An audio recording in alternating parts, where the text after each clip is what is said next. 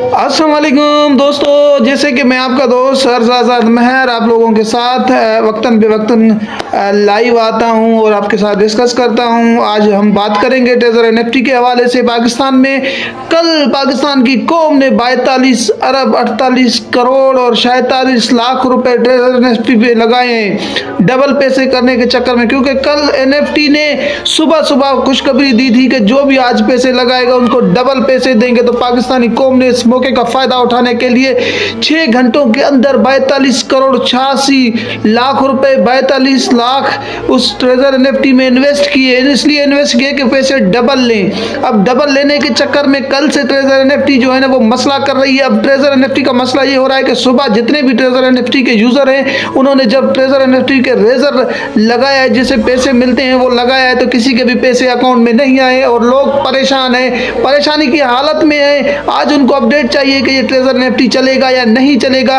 तो इस अपडेट के हवाले से जुड़े रहिएगा हमारे साथ। हम आपको वक्तन बेवक्तन ट्रेजर एनएफटी की अपडेट देंगे।